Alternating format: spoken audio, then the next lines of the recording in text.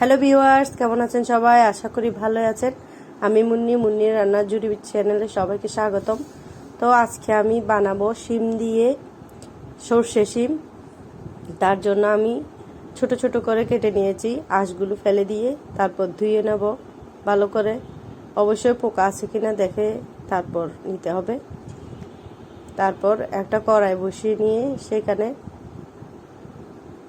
তেল দিয়ে ভালো করে ভেজে নেব লবণ আর হলুদ দিয়ে।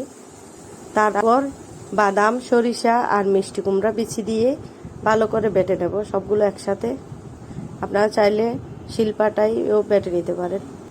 ঢাকনা দিয়ে দিয়ে বারবার ঢাকনা দিয়ে দিয়ে ভেজে নেব শিমগুলো একদম 80% সিদ্ধ করে নেব। আপনারা দেখলেই বুঝতে পারবেন, কিন্তু গোটা গোটাই থেকে যাবে। যত শিম বেশি করে ভেজে নেবেন তত টেস্ট এই রেসিপি। আর একটু তেল দিয়ে নিয়ে পাঁচফোড়ন আর শুকনো মরিচ আর একটা তেজপাতা দিয়ে ভালো করে ভেজে নিয়ে দিয়ে দেব বেটে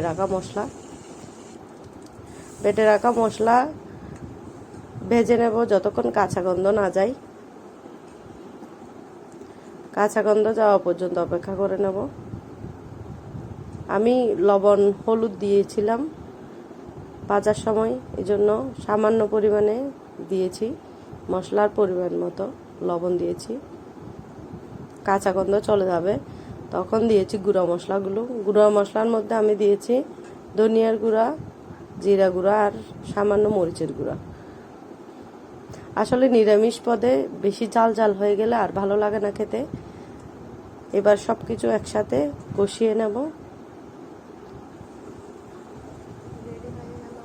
কষাতে কষাতে দেখে নেব তেল উঠে এসেছে কিনা। তারপর